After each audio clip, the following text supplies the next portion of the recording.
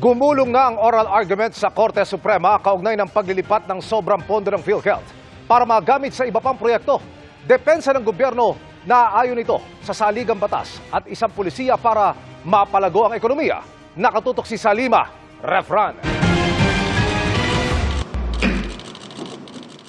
Sa oral argument sa Korte Suprema, inilatag ng mga petitioner kung bakit unconstitutional ang paglilipat ng mga unutilized fund o hindi nagamit na pondo ng PhilHealth para sa ibang proyekto. Partikular nilang tinututulan ang circular ng Department of Finance at probisyon ng General Appropriations Act na nagbigay daan para sa pagbabalik ng halos 90 billion pesos na pondo ng PhilHealth sa National Treasury. May nauna nang nai-remit na 60 billion pesos ang PhilHealth pabalik sa National Treasury noong isang taon, habang pinigil naman ng Korte Suprema ang pagre-remit ng nalalabing 29.9 billion kasunod ng paghahain ng petisyon kontra rito. The question provision and DOF circular is inconsistent, incompatible, and irreconcilable with the Universal Healthcare Act and the sin tax laws. UHC's objective is clear: to provide social health insurance and risk protection to all Filipinos. In computing the alleged fund balance, DOF defied the clear language of the sin tax laws, stating that these funds be used exclusively for universal healthcare. These funds were sourced from sin taxes and cannot be used for other purposes, irrespective of how noble the purpose is.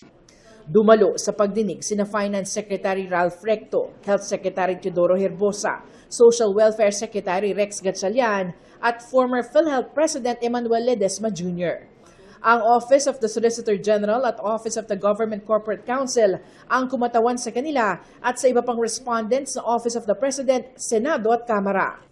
Git ng pamahalaan, legal at naaayon sa saligang batas ang ginawang lipat pondo. It was the executive and legislative department's way of creating and implementing a fiscal policy to boost economic growth without bloating the government's indebtedness or burdening the people with new tax measures. It is a common sense approach that does not violate any law, much less the Constitution, in any way. I assure the Honorable Court and the people that, contrary to what has been portrayed by some critics, there was no dark or sinister plan behind the transfer. Hiniling din ng Solicitor General na tanggalin bilang respondent si Pangulong Bongbong Marcos dahil may immunity from suit daw ang Pangulo habang nakaupo sa pwesto. Tatlong petisyon laban sa paglilipat ng PhilHealth funds ang inihain dito sa Korte Suprema. Consolidated na, ibig sabihin sabay-sabay na yung diringgin. Binusisi naman ni Justice Amy Lazaro Javier kung talaga nga bang may reserve fund ang PhilHealth.